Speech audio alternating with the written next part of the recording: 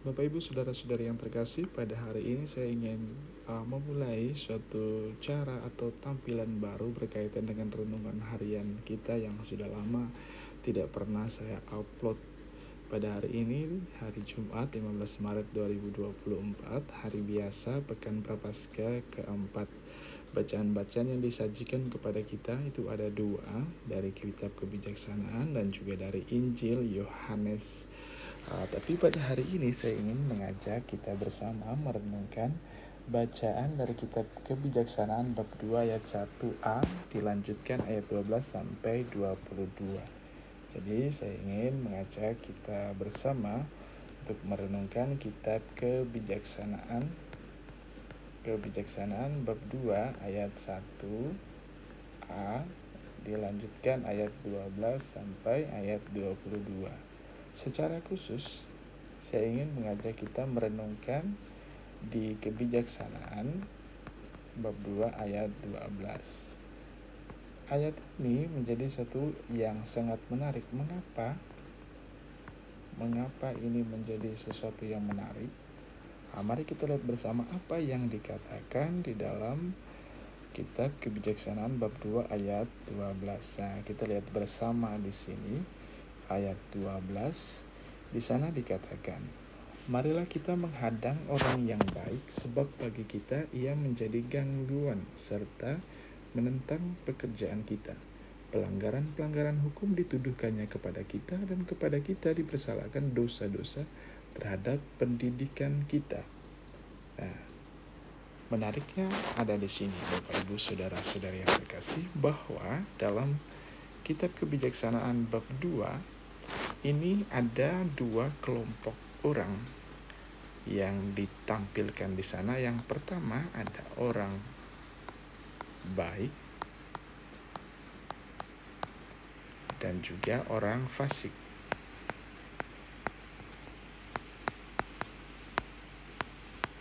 Orang baik dan orang fasik. Nah, yang ditunjukkan dalam ayat 12 adalah bagaimana tanggapan orang fasik ini terhadap orang baik.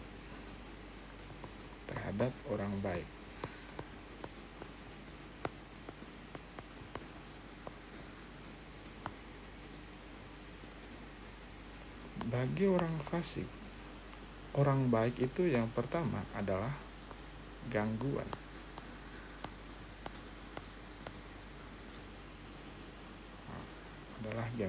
Kemudian orang baik ini adalah ancaman atau musuh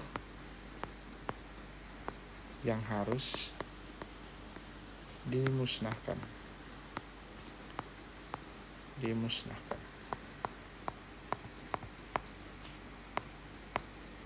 Nah, Bapak Ibu saudara-saudari yang terkasih, sungguh sangat mengherankan bahwa ada orang baik tapi kok dibenci.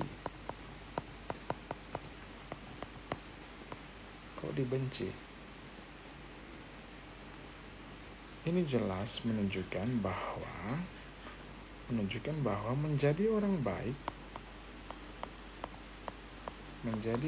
baik tidak selalu diterima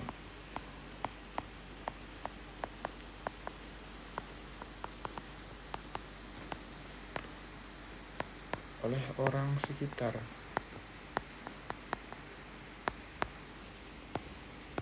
Kemudian, menjadi orang baik itu tidak mudah. Ya jelas tidak mudah, karena harus berhadapan dengan orang-orang yang tidak senang, orang-orang yang kemudian merasa bahwa orang baik itu adalah gangguan dan ancaman. Nah, Bapak Ibu saudara-saudari yang terkasih, kita pun dalam keseharian kita dalam usaha menjadi orang baik,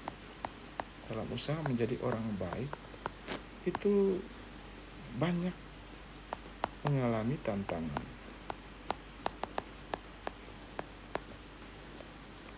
atau rintangan.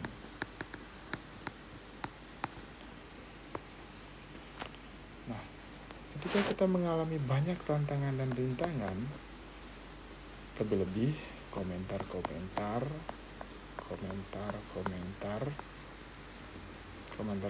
buruk, misalnya, atau komentar-komentar negatif, misal satu, sok suci, sok baik, dan seterusnya. Ini adalah tantangan yang jelas yang kita hadapi ketika kita sedang berusaha menjadi baik. Dan juga bahkan kita juga dianggap seperti yang ditunjukkan dalam kebijaksanaan bab 2 ayat 12, kita dianggap sebagai gangguan. Kita dianggap sebagai duri, kita dianggap sebagai benalu yang mengganggu.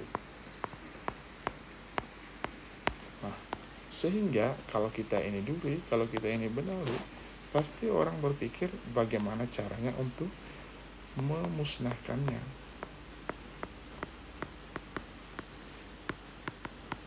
Ya, cara memusnahkannya itu tadi dengan komentar-komentar negatif.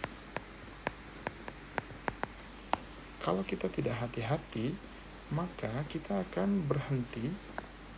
Kita akan berhenti berusaha menjadi baik. Kita berhenti berusaha untuk menjadi baik karena komentar-komentar negatif ini. Maka Bapak Ibu saudara-saudari yang terkasih, tetaplah menjadi baik.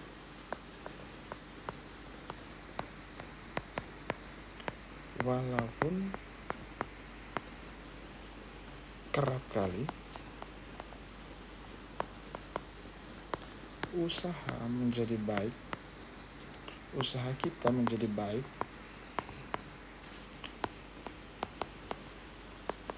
kerap kali ditanggapi secara negatif.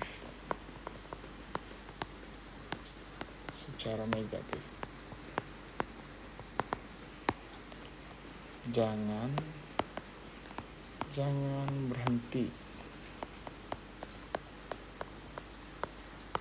menjadi baik karena komentar negatif yang ditujukan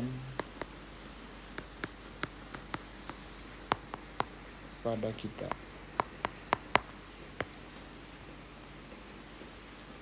Semoga Tuhan senantiasa membantu kita, menolong kita, agar kita senantiasa kuat dan bertahan dalam upaya-upaya menjadi baik. Jangan berhenti untuk menjadi baik, Bapak Ibu saudara-saudari yang terkasih. Komentar-komentar negatif yang ditujukan kepada kita itu adalah satu upaya untuk membuat kita berhenti menjadi baik. Komentar-komentar negatif ini muncul karena kebaikan kita ini mengusik kenyamanan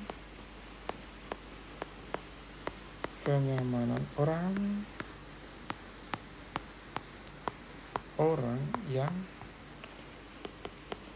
sudah banyak berbuat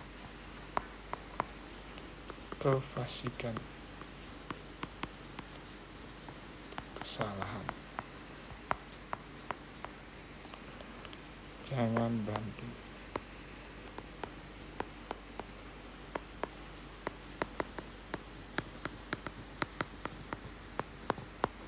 Menjadi baik.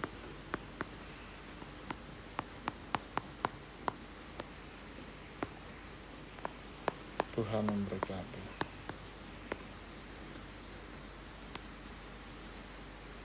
Terima kasih.